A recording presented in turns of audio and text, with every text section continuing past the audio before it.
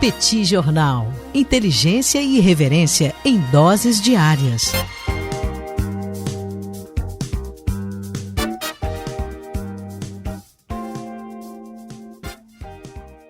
Olá, gente. Bem-vindos, bem-vindas ao Petit Jornal. Esse é o bate-papo número 1133. Estamos gravando numa live no YouTube do Petit Jornal. São exatamente 9 horas e 15 minutos da segunda-feira, 24 de agosto de 2026. Cá está a dupla de costume, a dupla que você conhece de cor. Tanguy, o Bagdadi animado, contente, preparado, revigorado, resiliente, retumbante, descansado, tarifado, mas ele tem novos amigos nesse grupo dos tarifados. E temos também um professor Bagdadi com insônia, viciado em brigadeiro de colher na madrugada. Mas não há de ser nada, ele tem aqui a nossa companhia para enfrentar esse mundão de meu Deus, incerto, imprevisível e pantanoso. Esse é o papel do Petit Jornal. E temos também Daniel Souza, que é esse que vos fala. Ao longo dos próximos minutos, vamos repercutir os principais acontecimentos internacionais das últimas horas e começamos falando sobre diálogo, conversas. Ao contrário do que muitos previram, mas não o Petit Jornal. O Petit Jornal previu que esse diálogo aconteceria. Inclusive, cantou a pedra de que esse era o caminho que estava sendo construído pela diplomacia brasileira. Tudo bem, professor Bagdadi, vamos a isso? Tudo bem, Daniel Souza, com S. Vamos lá para mais uma semana aqui no Petit Jornal, nesse bate-papo 1133. Prazer estar aqui com você mais uma vez, Daniel Souza, nessa segunda-feira de manhã. Um super abraço a todo mundo que acompanha a gente nesse bate-papo. Para mais essa semana, Daniel, com muitos temas internacionais, tem muita coisa acontecendo ao mesmo tempo. E sim, Daniel Souza, é verdade. A gente antecipou que isso poderia acontecer. Tivemos na sexta-feira passada uma conversa telefônica de cerca de 1h20 entre os presidentes do Brasil e dos Estados Unidos. Lula e Donald Trump tiveram uma conversa de 1h20 e aí você pode estar esperando eu falar assim, os dois trocarem insultos, uma conversa tensa, difícil, complicada. Nada, gente. A conversa, ao que tudo indica, isso foi dito pelo governo brasileiro, pelo Itamaraty, o próprio Lula, aliás, falou sobre isso no evento do qual ele participou em Belo Horizonte. Tivemos uma reunião, uma conversa telefônica extremamente cordial. Então a gente teve ali, Daniel, um diálogo no qual o Brasil e os Estados Unidos, na figura de seus presidentes, apresentaram ali seus motivos, colocaram temas a serem discutidos, temas a serem debatidos. O Lula disse que falou para o Trump que as alegações que foram levantadas pelo representante comercial dos Estados Unidos para colocar aquelas tarifas sobre o Brasil são todas infundadas, rebateu integralmente as acusações sobre desmatamento, combate à corrupção, sobre funcionamento do PIX, sobre mercado de etanol, importação de produtos ligados a trabalhos forçados. Toda aquela lista, Daniel, que os Estados Unidos utilizaram para colocar essas novas tarifas sobre o Brasil. E ao que tudo indica, Daniel, o presidente dos Estados Unidos, Donald Trump, foi extremamente receptivo, cordial. O Trump concordou em preservar os laços comerciais e propôs que as equipes técnicas dos dois países voltem a se reunir com a máxima brevidade. Um outro assunto que os dois trataram também foi a questão da segurança pública. A gente sabe que a temática da segurança pública é uma aresta importante nessa relação entre os dois. A gente tem um governo dos Estados Unidos, inclusive, dizendo que, na verdade, classificando, tanto o PCC quanto o Comando Vermelho como entidades terroristas, e o Lula falou diretamente para o presidente dos Estados Unidos que, olha, facção criminosa é uma coisa, estou dizendo que é bom, é péssimo, é horrível, traz efeitos nocivos para a economia, para a população, mas não é grupo terrorista. O grupo terrorista é uma outra coisa. Inclusive, o Brasil tem leis para tipificar ambos os problemas, tanto facções criminosas quanto grupos terroristas. E apresentou, inclusive, determinadas estratégias que foram empregadas pelo governo brasileiro exatamente para sufocar ambas as possibilidades. Então, o presidente brasileiro falou sobre a apreensão de cerca de 17 bilhões de reais do crime organizado e o projeto de conversão de 138 unidades prisionais em penitenciárias de segurança máxima. O presidente Trump foi legal, importante saber, fico feliz, de ser apresentado aos projetos brasileiros. E o Lula, Daniel, continua sendo o Lula, Ele falou aqui, Daniel Souza, precisamos de um encontro entre Lula, Putin e Xi Jinping. E que ele propôs para o Trump que isso aconteça lá na residência dele, em Mar-a-Lago, na Flórida, reunir os três. Me parece que o Lula estava quase se incluindo ali. Pô, se quiser que eu participe também, eu participo para a gente resolver os problemas internacionais e tal. Mas tudo isso dá a entender, Daniel, e foi esse o ponto que a gente comentou, foi inclusive você que falou isso um tempo atrás, que é o fato de que o governo brasileiro já entendeu que o problema no governo dos Estados Unidos não é exatamente o Trump. O Trump tem uma relação boa, ok, com o Lula, não é uma relação de resistência, mas o Lula particularmente, né, o governo brasileiro, o Itamaraty, vem jogando a responsabilidade nos atritos no Marco Rubio, que é o secretário de Estado. O Marco Rubio tem a América Latina como seu grande tema, ele é de origem cubana, então ele tem essa ideia de que a América Latina é o espaço no qual ele gosta de atuar, e ele é que quer pressionar o governo brasileiro, mas que não necessariamente o Trump. Então, o que o Lula faz é pular o Marco Rubio e ir direto no Trump para mostrar que, olha, é o Marco Rubio que está criando essa quizumba aí. A relação entre os dois presidentes é uma relação boa e há, portanto, a ideia de voltar a conversar mais para frente. Então, Daniel, a gente está falando de que no pior dos cenários, a relação entre os dois presidentes ela não parece ser tão ruim assim.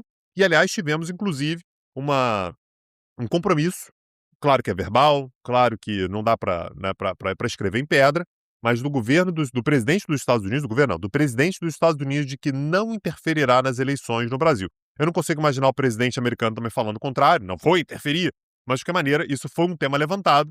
Aí, segundo Lula, o Trump garantiu que os Estados Unidos não se meterão nas eleições brasileiras, Daniel. E fica sempre a percepção, né, Tanguy, que o Donald Trump não se interessa muito pela política na América Latina, que esse é um tema realmente que toca o coração do Marco Rubio que tem uma ascendência cubana, o Marco Rubio que tem ali um projeto presidencial, nunca escondeu isso de ninguém, disputou com o próprio Donald Trump há alguns anos a indicação do Partido Republicano como candidato da presidência da República e considera que a América Latina pode ser esse seu caminho de prosperidade, seu caminho de poder, esse seu caminho para alcançar uma projeção que ele não está conseguindo na política externa americana em outras regiões do planeta. Ele não tem muita relevância na temática do Oriente Médio, não tem muita relevância na temática chinesa, na temática europeia.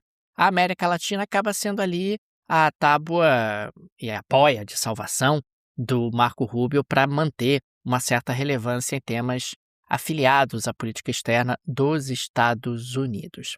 Avançando para a próxima pauta, Tanguy, na semana passada tocamos aqui no Petit Jornal nas relações entre Estados Unidos e Canadá e chegamos a falar que houve ali um adiamento das tarifas impostas pelo Trump por 72 horas. Pois bem, trazemos atualizações hoje e deu tudo errado.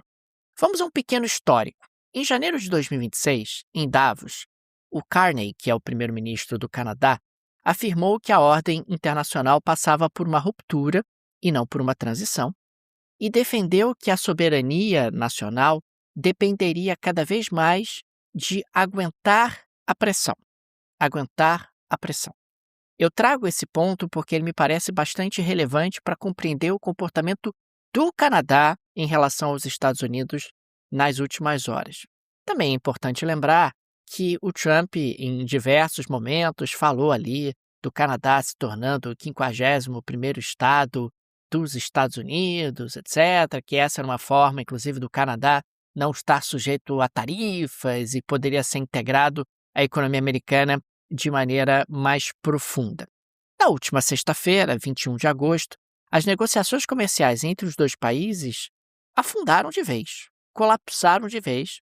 Segundo o primeiro-ministro do Canadá, um dos principais motivos, aliás, na visão do Canadá, o principal motivo, foi a introdução de última hora pelos negociadores americanos de exigências extras, como, por exemplo, restrições aos acordos comerciais do Canadá com outros países, além de ameaças à língua francesa e a Quebec, né? A Quebec em particular, que acaba sendo culturalmente muito influenciada por essa herança francesa. No sábado, 22 de agosto, entraram em vigor novas tarifas americanas de 50% sobre cerca de 20 bilhões de dólares em produtos canadenses, algo em torno de 5,5% das exportações do Canadá para os Estados Unidos, atingindo itens como taques de hóquei e cimento. A Casa Branca alegou que o Canadá está discriminando os Estados Unidos, que está oferecendo aos Estados Unidos um tratamento discriminatório, só se for positivo, né? Porque, afinal, o Canadá tem um acordo com... Enfim, essa é uma outra discussão. Um acordo de livre comércio com os Estados Unidos desde o ano de 2020, assinado pelo próprio Donald Trump.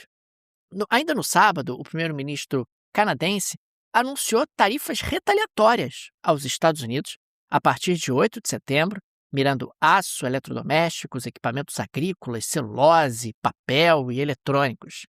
E diz justamente que o Canadá vai defender os seus trabalhadores, fazendeiros, famílias e empresas, que adotava, inclusive, essas medidas com relutância, que não era isso que queria, mas que é necessário diante da contingência.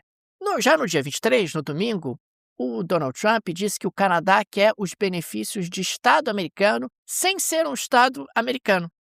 E completou que eles têm cobrado, né, têm charged os fazendeiros americanos por muitos anos, em muitas tarifas, e que isso não mais acontecerá.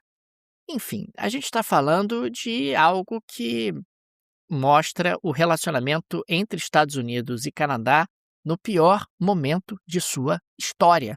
2 países aliados, 2 países que têm ali, inclusive, cooperação na área de defesa, 2 países que lutaram muitas guerras ao longo da história, 2 países que têm um relacionamento super estreito, uma fronteira gigantesca, é a maior fronteira terrestre do planeta, é a fronteira entre Estados Unidos e Canadá, e os 2 países estão se desentendendo, uma boa, por questões minúsculas do ponto de vista comercial, que partiram inicialmente do Donald Trump, com essa lógica de eu vou extrair os melhores acordos possíveis do meu interlocutor, eu vou amassar o meu interlocutor, eu vou humilhar o meu interlocutor, que é aquela velha The Art of the Deal, que o Trump fala sobre isso desde a década de 80, e o Canadá não topou. O Canadá realmente disse, olha, não, apenas não, eu vou me defender aqui e vou me posicionar. E, nesse sentido, o Carney está sendo muito coerente com discursos que ele mesmo tem realizado ao longo dos últimos meses. Para os Estados Unidos é uma lástima e para o Canadá também. Afinal, me parece que o Canadá é o aliado e o vizinho que qualquer grande potência pediu a Deus, e os Estados Unidos entraram numa lógica de estimular o Canadá a se aproximar da China, ou estimular o Canadá a se aproximar dos países europeus, que, aliás, é algo que já tem acontecido nos últimos meses. Do ponto de vista americano, me parece inacreditável que você considere que isso é bom para os Estados Unidos no longo prazo. No longo prazo não é, mas talvez no curto seja, né? Porque você pode ter ali algumas melhoras na relação comercial com o Canadá e talvez o Trump esteja muito mais preocupado com o curto prazo do que com o longo prazo e com o posicionamento estratégico dos Estados Unidos em relação a um importantíssimo aliado, que é justamente o Canadá. Aliás, você falou agora um pouquinho sobre o Quebec, Daniel. A gente já falou sobre isso aqui em outros momentos, né, Daniel? Quebec é uma região muito importante para o Canadá. A gente está falando sobre um território muito grande, a gente está falando sobre 20% da população canadense está no Quebec, 20% da economia canadense está no Quebec também, e é uma região que tem um pleito separatista histórico. Esse momento, Daniel, de embate entre o Canadá e os Estados Unidos fez com que o apoio da população do Quebec ao separatismo chegasse ao menor nível histórico, né? A gente está falando aí de décadas e mais décadas que não houve um apoio tão pequeno, porque o Canadá vem enfrentando, ao longo dos últimos tempos, uma onda de nacionalismo. As pessoas voltaram a falar assim, não, a gente é canadense, o Trump é muito mal avaliado. Só para ter uma ideia, Daniel, no Canadá, a avaliação positiva do Trump, eu sei que, enfim, os canadenses têm uma opinião ali à distância, né? O Trump não é presidente deles, mas é de 10%. Apenas 10% da população do Quebec tem uma visão positiva de Donald Trump. Claro que as tarifas impactam. Você ainda tem, por cima disso, né, o Trump dizendo que o Canadá como um todo deveria ser o 51º estado americano. E você tem uma campanha que o Trump faz contra a língua francesa. Ele já criticou várias vezes que a língua francesa é utilizada no Quebec. Isso é um absurdo. E, de fato, no Quebec, Daniel, principalmente quando a gente fala sobre uma cidade como Montreal, né, Quebec, enfim, o francês é utilizado cotidianamente, não é apenas uma herança cultural distante, né, é utilizado cotidianamente. Então isso vem fazendo, Daniel, com que nesse momento apenas 30% da população do Canadá considere que a independência e o separatismo deveria ser levado adiante. E aí um elemento curioso, Daniel, porque a gente vai ter uma eleição provincial no Quebec, que vai acontecer no dia 5 de outubro, e o Partido Quebecois, né, que é o partido separatista, ele está com uma ligeira vantagem, né, com relação ao partido governista. Mas isso não quer dizer que a população queira o separatismo. Pelo contrário, o que a população está dizendo é: a gente vai votar no Partido do Quebec aqui muito mais por rejeição à administração atual do que exatamente porque a gente quer um separatismo. E, aliás, o próprio partido já jogou para frente qualquer possibilidade de realização de um terceiro referendo. O último referendo pela separação do Quebec, Daniel, foi em 1995. E o separatismo foi derrotado por uma margem muito pequena. Então há a expectativa de quando o partido do Quebec voltar ao governo regional, haja uma nova consulta, só que isso está sendo jogado para frente, Daniel. Nesse momento, você tem um apoio muito grande da população do Quebec ao governo do Mark Carney. De novo, Daniel, prêmio Nobel para Donald Trump. Donald Trump está conseguindo unir uma galera que até pouco tempo atrás não olhava na cara um do outro. Nesse momento, o Quebec é mais canadense do que nunca. A gente tem visto isso na Europa, uma galera que tinha problemas até pouco tempo dialogando. A gente está vendo na Ásia, né? Coreia do Sul, China, Japão, essa galera toda dialogando entre si. Você está tendo paz entre a galera pelo fato de estar todo mundo muito incomodado com a postura de Donald Trump. Então é mais ou menos o que está acontecendo agora no Canadá também. Você continua tendo um projeto separatista da região de Alberta, que é uma região importante porque produz petróleo. Essa é possível que continue, não dá para saber exatamente para onde que vai, mas esse separatismo tradicionalíssimo do Canadá, que é o partido do Quebec, está dando uma trégua até que se resolva a questão da relação entre o Canadá e os Estados Unidos. Tanguy, eu queria falar um pouco agora sobre economia norte-coreana. Sim, a Coreia do Norte, tudo indica, está passando por um ótimo momento econômico. A gente está falando de um país muito pobre, claro, a Coreia do Norte vive há décadas uma crise de subsistência, cerca de 11 milhões de pessoas sofrem de desnutrição no país, segundo a ONU. Entre 94 e 98, o país enfrentou a grande fome. Desertores norte-coreanos relatam que autoridades atiram para matar fugitivos e aplicam punições severas por atos como ouvir K-pop. Essa é a Coreia do Norte da qual a gente está falando. Entretanto, segundo o Banco Central da Coreia do Sul, o PIB norte-coreano cresceu 3,7% em 2024, a maior expansão em pelo menos 8 anos.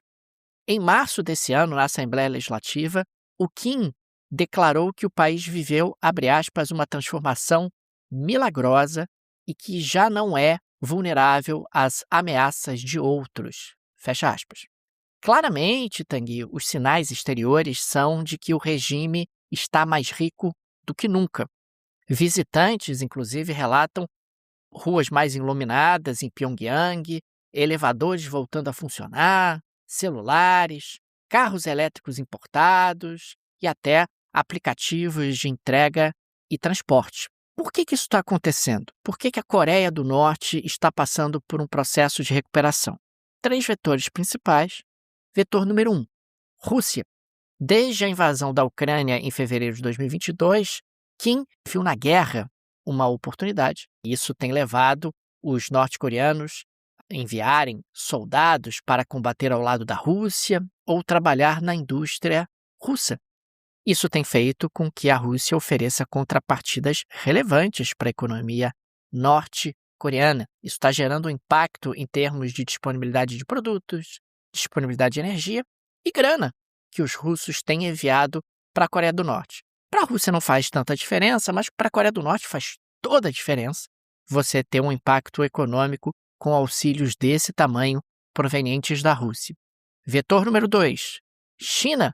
O presidente chinês, o Xi Jinping, fez recentemente sua primeira visita ao país em 7 anos, interpretada como um sinal de fortalecimento da influência chinesa e como contrapeso à aproximação de Kim com Putin, porque também temos ali uma certa disputa entre Rússia e China na influência em relação à Coreia do Norte. E diante disso, diante dessa aproximação chinesa, a China, para não perder espaço, Tanguy, resolveu que também vai ajudar a Coreia do Norte. Não, vou ajudar também. Ô, Coreia do Norte, que isso? Quem esteve aqui sempre ao seu lado? Então, vou te ajudar também. E você tem tido aí cooperações econômicas e comerciais importantes entre os dois países, o que tem impactado a economia norte-coreana. Vetor número 3, Tanguy. Hackers e criptoativos. Sim, o regime recorre há anos à apropriação de partes das remessas enviadas em diferentes situações através de um exército de hackers que acumulam criptomoedas roubadas. Sim, os hackers norte-coreanos, a gente já falou sobre isso aqui no Petit Jornal, têm tido muito sucesso. É muito difícil estimar realmente qual o tamanho dessas apropriações, mas você tem alguns relatórios que chegam a estimar, só no ano de 2025, algo em torno de 2 bilhões de dólares que hackers do governo norte-coreano teriam conseguido de apropriação em criptoativos. Enfim, são múltiplos fatores que têm levado aí a um crescimento norte-coreano para o padrão norte-coreano, tá? É 3,4% de crescimento em cima do PIB norte-coreano, que é um PIB muito pequeno. E uma pergunta, Daniel, que muitos ouvintes podem se fazer também, e que eu queria ouvir de você, que é como é que você estima esse crescimento da Coreia do Norte? Porque, na maior parte das vezes, é uma estimativa que é oferecida pelo próprio governo, tem determinados índices de crescimento que você questiona, pô, será que é isso mesmo e tal? Só que a Coreia do Norte é um dos países mais opacos da face da Terra. Da onde vem essa estimativa? Como é que você calcula isso? Foi você que calculou, Daniel Souza? Quem foi que calculou isso? Não, quem calculou isso foi o Banco da Coreia, o Banco Central Sul-Coreano.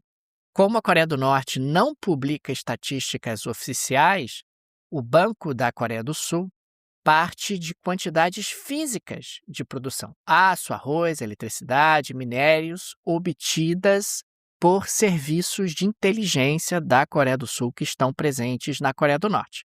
Através desses dados de produção física, eles projetam como é que a economia do país está se comportando através de extrapolações estatísticas. A Coreia do Sul utiliza, inclusive, o Sistema de Contas Nacionais da ONU desde 1991, que é um padrão internacional. Agora, Tanguy, é claro que a gente está falando de estimativa, é uma estimativa acima de tudo.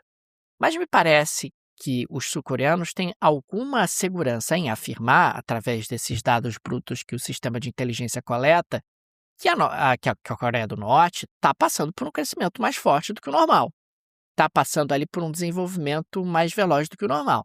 E também esses relatos de viajantes dizendo, olha, agora os elevadores voltaram a funcionar, agora, poxa, a iluminação voltou, você está tendo mais carros circulando na rua. Você tem também alguns sinais exteriores que nos levam a acreditar que isso faz sentido e também há explicações para esse fenômeno. Quer dizer, não é algo que você está enxergando que você não consegue dizer de onde vem.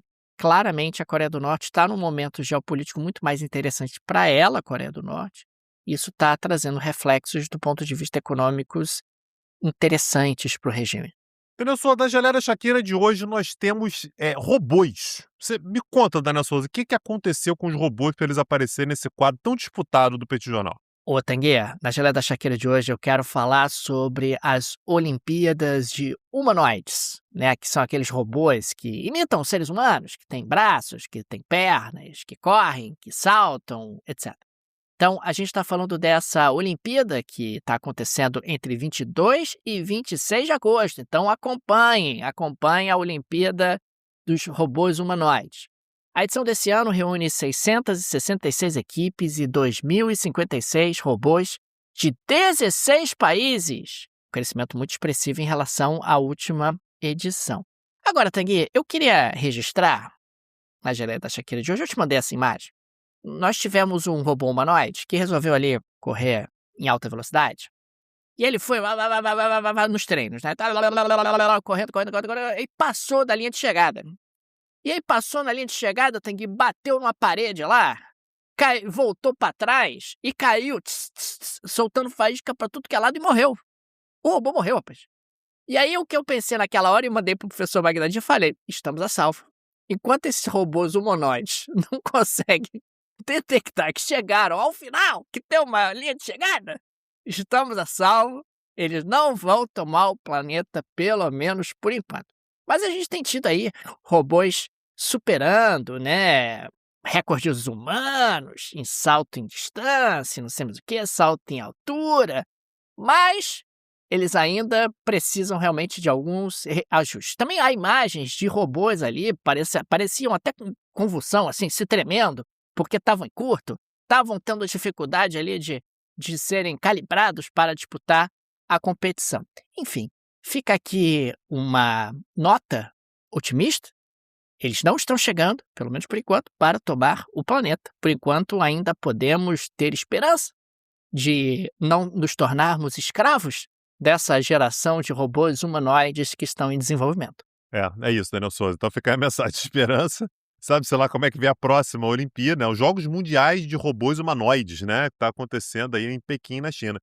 Para a gente acompanhar, é tanto divertido quanto esperançoso, né? No meio de tanta notícia ruim, pelo menos a gente percebe que na corrida, Daniel, pelo menos a gente percebe quando a gente passou da linha de chegada. Eles correm mais rápido que a gente, é verdade. Mas eu consigo ver a linha de chegada, viu, Daniel Souza? Eu não bato na parede lá na frente. Daniel Souza, dessa maneira a gente chega ao fim do nosso episódio. Queria agradecer muito a sua presença, agradecer a sua companhia. Temos um curso, aliás, Daniel, em que a gente desenvolve lá no Petit Cursos a relação entre política e tecnologia, né? Inteligência artificial, todos os paradigmas de crescimento econômico a partir da tecnologia. Esse é um tema que mexe muito com a política, com a economia, com a cultura, né? Então a gente tem um curso lá sobre isso. Aliás, esse é apenas um dos cursos que fica disponível se você se tornar aluno do Petit Curso. Acessa lá, petcurso.com.br, dá uma olhada no catálogo. Aliás, tem um link direto para o catálogo que está na descrição desse episódio. Clica lá, dá uma olhada que eu tenho certeza que muitos dos cursos que estão lá vão te interessar. petcursos.com.br. Fica aqui também o nosso agradecimento aos apoiadores e apoiadoras do Petit Jornal, vocês que ajudam a manter nosso projeto de pé. Fica nosso carinho, nosso abraço, nosso muito obrigado a cada um de vocês. O Petit é uma mídia pequena, não tem aí o suporte de um grande conglomerado ou de uma grande produtora. É um trabalho artesanal e por isso a ajuda de nossos apoiadores é de fundamental importância. E fica aqui o nosso agradecimento a cada um de vocês. Fica também o convite. Se você gosta do nosso projeto, se ele faz diferença na sua rotina, considere nos apoiar. No descritivo desse episódio tem várias alternativas. Tem a chave Pix, que é uma forma prática e instantânea de apoiar o Petit Jornal. Você pode, inclusive, ativar o Pix recorrente, chave Pix, no descritivo desse episódio. Tem o link do Apoia-se, o link do Patreon. Tenho certeza que uma dessas alternativas será confortável para você. É isso, Daniel Souza. Ainda hoje, mais tarde, temos mais um episódio. Nos vemos, um abraço, até a próxima. Valeu! Tchau, tchau. Petit Jornal. Inteligência e irreverência em doses diárias.